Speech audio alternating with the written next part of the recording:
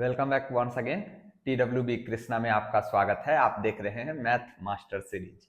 तो फ्रेंड, मैं एक स्टूडेंट है जिन्होंने कमेंट किया था कि सर क्लास नाइन्थ का मैथ समझाओ।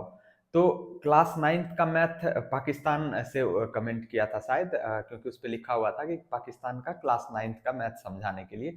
तो फ्रेंड, अगर आप मुझे सुन पा रहे हैं तो मैं आपसे कहना चाहूँगा कि क्लास नाइन्थ का आपका जो भी सिलेबस है, आप टॉपिक जो भी है ना, यहाँ पे जब मैं डिस्कस करने लगता हूँ, मान लीजिए आप क्यूबिक इक्वेशन हम कैसे सॉल्व करें, या क्वाड्रेटिक इक्वेशन या क्वाड्रेटिक पॉलिनोमियल का फैक्टर कैसे करें, क्यूबिक पॉलिनोमियल का फैक्टर कैसे करें, या सर्किल हो, क्वाड्रिलेटरल्स हो, या कोई भी चैप्टर डिस्कस कर रहे होते हैं, तो आप कॉन्सेप्ट सीखने पे फोकस कीजिए।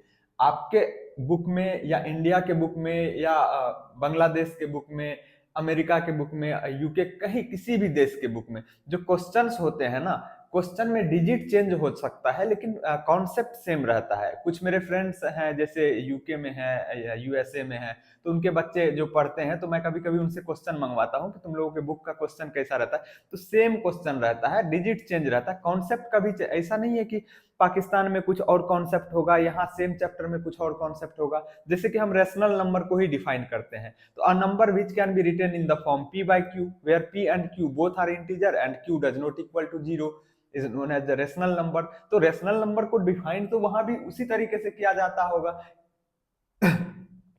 सॉरी। तो कहने का मतलब आप कॉन्सेप्ट सीखने पे फोकस कीजिए। जब एक चैप्टर यहाँ पे मैं स्टार्ट करता हूँ क्लास नाइन्थ का, जब हम करवाएंगे बच्चों के साथ, बहुत जल्द मैं लाइव लूंगा क्लास 5:30 से 7 बजे के बीच में, तो आप चैनल को सब्सक्राइब कर लीजिए। और जब मैं चैप्टर नाइन्थ क्लास का डिस्कस करूंगा तो आप कॉन्सेप्ट पे फोकस करना, कॉन्सेप्ट पे फोकस करना। और जब चैप्टर खत्म हो जाएंगे, जितने चैप्टर चाहे वो इंडिया के ही बुक से मैं क्यों ना करवा रहा हूँ, आप उन सभी क्वेश्चन को कॉन्सेप्ट के साथ कर लेना। उसमें कोई डाउट हो तो आप कमेंट सेक्शन में मेरे को पूछना, मैं एक एक स्टेप को समझाऊंगा। आप मैथ में बिल्कुल भी कुछ नहीं आता, एकदम चौपट हो ना, फिर भी आप मैथ में सबसे बेहतर हो जाओगे। आप एक चैप्टर कर लेना, बेशक इंडिया के, क्योंकि यहाँ मैं क्वेश्चन लिखता हूँ, तो उस क्वेश्चन को सॉल्व करना, उसमें जो कॉन्सेप्ट सीखा उसको याद करना, फिर जो आपकी किताब है आप उसको सॉल्व करके देखना। मैं गारंटी देता हूं आपको कोई दिक्कत नहीं आएंगी। फिर भी अगर दिक्कत हो तो आप कमेंट सेक्शन में मेरे को क्वेश्चन या फिर जैसे इमेज हो उसका भेज देना, मैं उस क्वेश्चन को डिस्कस कर दूंगा। चलिए हम बात करते रहेंगे। अगर आपको मेरा सलाह अच्छा लगा हो तो आप मुझे कमेंट सेक्शन में बताना, और चैनल को सब्सक्राइब कर लेना, अपने दोस्त यार को भी बोलना चैनल को सब्सक्राइब कर लेना। अभी हम क्वेश्चन करते हैं, बातें बीच में करते रहेंगे। ये क्वेश्चन है क्लास 11th का, चैप्टर स्ट्रेट लाइन का, जिसको हिंदी में सरल रेखा कहते हैं। तो क्वेश्चन नंबर 13 है। हम क्वेश्चन बिल्कुल नहीं रटेंगे, जैसे कि बार बार मैं कहता हूं कि क्वेश्चन नहीं रटना है, आपको देखना है कि इस क्वेश्चन के थ्रू हम कॉन्सेप्ट क्या सीखे हैं। तो आइए क्वेश्चन पढ़ते हैं। क्या है? इफ 3 पॉइंट्स, ये पहले पॉइंट का कोऑर्डिनेट है, ये दूसरे पॉइंट का, और ये तीसरे पॉइंट का कोऑर्डिनेट है। कह रहा है ये all 3 points lie on a line, ये तीनों पॉइंट एक लाइन पे है ना, एक लाइन पे का 3 पॉइंट है, अलग अलग तीनों पॉइंट का कोऑर्डिनेट दिया हुआ है।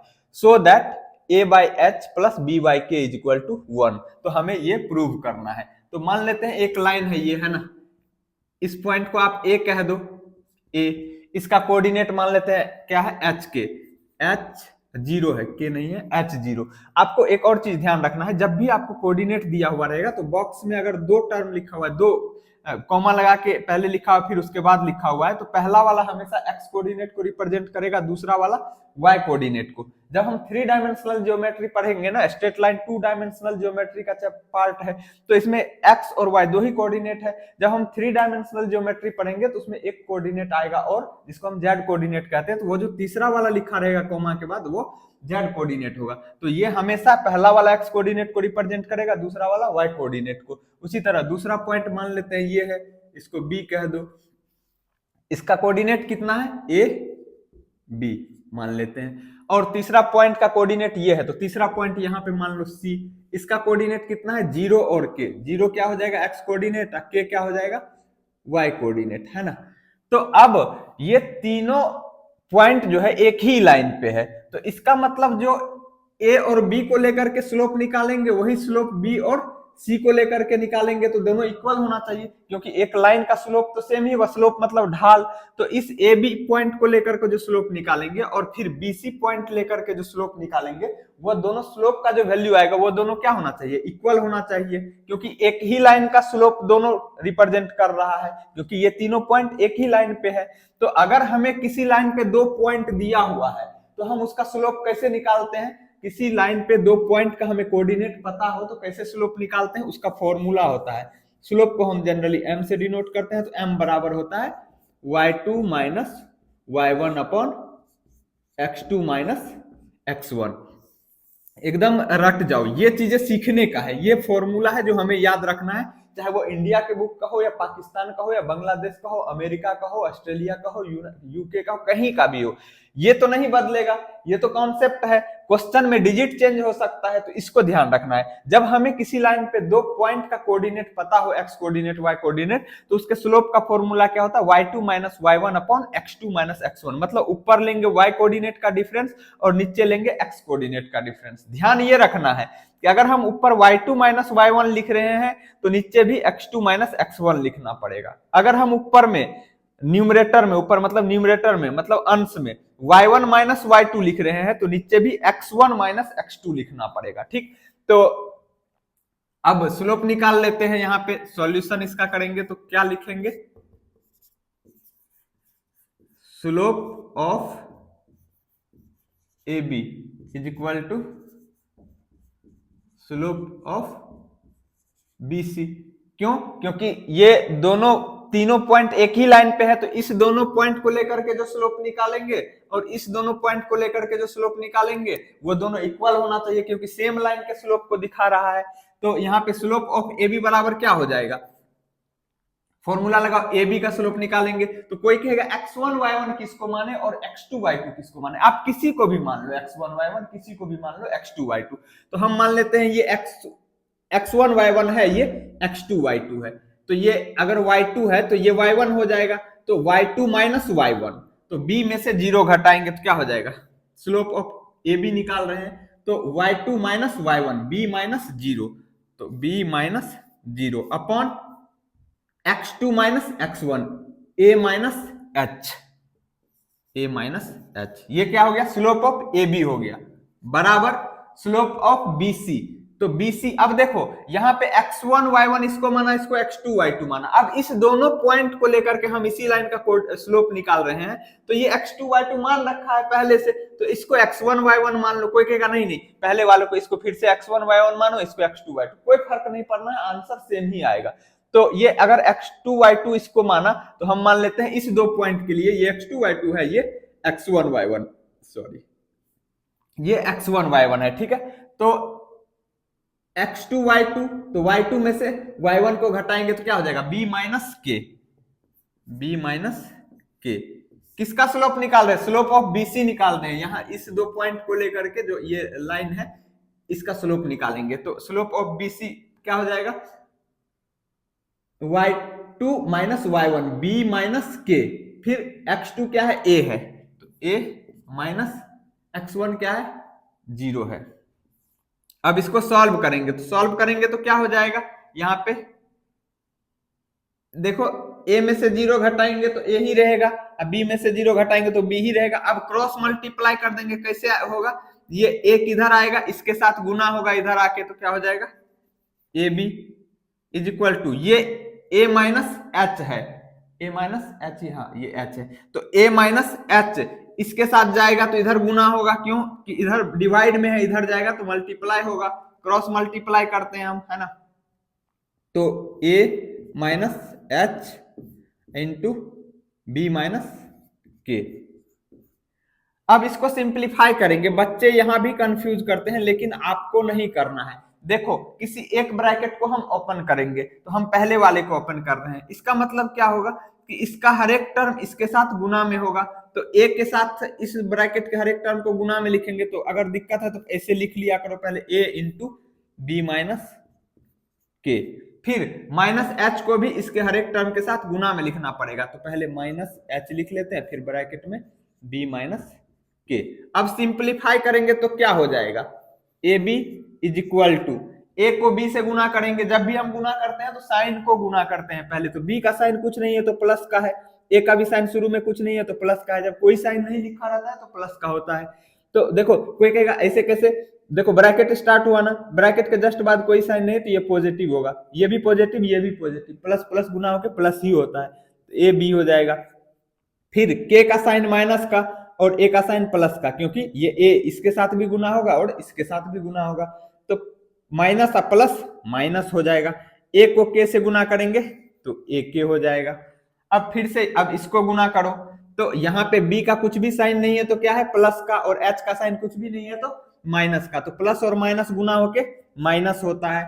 और बी को एच से गुना करेंगे तो बी एच हो जाएगा, है ना। हम कोशिश करेंगे अल्फाबेटिकल ऑर्डर में लिखने का, कोई एच भी लिखे तो भी चलेगा, तो अल्फाबेटिकल ऑर्डर में लिखने के बाद थोड़ा देखने में भी सुंदर लगता है ना।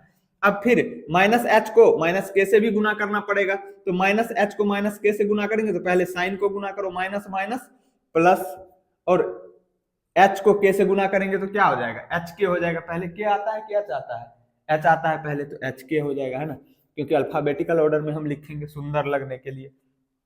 अब यहाँ पे देखो ए बी इधर भी प्लस में है और बराबर के इस साइड ए बी ये भी प्लस में है, तो ये दोनों क्या हो जाएगा कट जाएगा, सेम साइन है, या यू कहो इधर लाएंगे तो ये ए बी प्लस में इधर आएगा तो माइनस हो जाएगा, तो ए बी ये प्लस में है, इधर जो ये आएगा माइनस में, तो दोनों कट के जीरो हो जाएगा। अब माइनस में कौन कौन है ये और ये, तो इन इस माइनस वाले को एक साइड ले आओ, इधर ले आओ, तो क्या हो जाएगा R H S L H S में लाओगे तो ये प्लस हो जाएगा, ए के प्लस ये b h is equal to h k. एक बार मुझे देखना पड़ेगा कट तो नहीं रहा है ना, नीचे वाला पार्ट नहीं कट रहा अभी तक, क्योंकि खुद ही चेक करना होता है, कोई कैमरामैन नहीं है इतना बड़ा भी सेटअप नहीं है, और ना ही मैं इतना कमाता हूँ कि स्मार्ट बोर्ड ले पाऊँ अभी। लेकिन हाँ आप लोग सब्सक्राइब करोगे ना, पैसे कमाने लगूंगा ना, सब्सक्राइबर बढ़ जाएंगे तो मैं स्मार्ट बोर्ड लूंगा और बढ़िया सेटअप बनाऊंगा, ठीक है। तो अब देखो हमने ए के माइनस में था और बी एच भी माइनस में था, इसको एलएचएस में लाया तो साइड चेंज करते हैं तो साइन भी चेंज होता है, माइनस है तो प्लस हो जाएगा, प्लस है तो माइनस हो जाएगा, तो ये दोनों माइनस में था इधर लाया तो प्लस हो गया, एच के प्लस में ही था इसको आरएचएस में ही रखा। अब दोनों साइड आप एच के से डिवाइड कर दो, क्यों, क्योंकि मुझे आरएचएस 1 लाना है और नीचे में एच और के लाना है, तो अगर हम एच के से डिवाइड करते हैं तो ये एच के कट जाएगा, तो यहाँ पे मैं लिख दे रहा हूं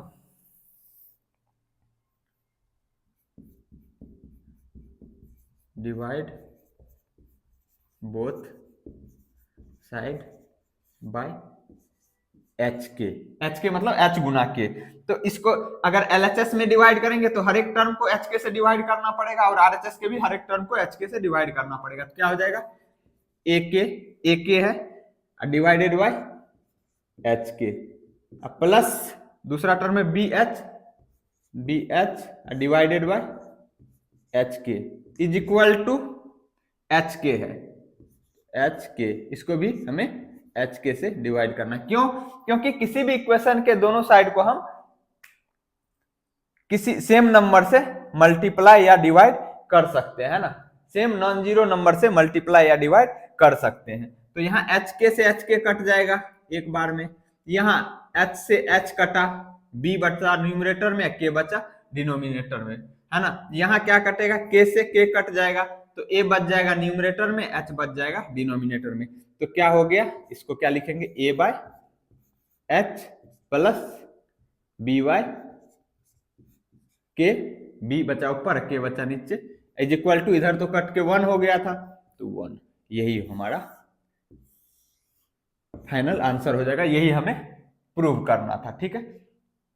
तो कुछ भी नहीं है, सिंप्लीफिकेशन आना चाहिए, सिंप्लीफाई करने में कहीं भी इग्नोर नहीं करना है। अगर किसी स्टेप में जरा भी दिक्कत हो ना समझने में तो आप स्टेप बता देना, मैं अगले क्लास में उस स्टेप को डिस्कस कर दूंगा। कहीं भी किसी इसी क्वेश्चन में नहीं, किसी भी क्वेश्चन में दिक्कत हो ना कि मुझे यहां नहीं समझ में आया, बेसिक सिंप्लीफिकेशन ही क्यों ना हो।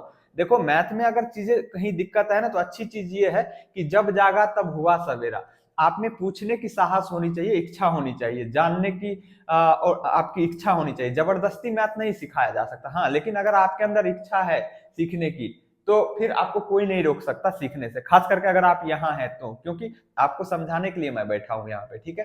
तो ओके फ्रेंड्स, उम्मीद करता हूँ आपको ये समझ में आया होगा। अगर स्क्रीनशॉट लेना है तो स्क्रीनशॉट ले लीजिए। ओके, फिर मिलेंगे अगले क्लास में। Until then take care, see you, bye bye.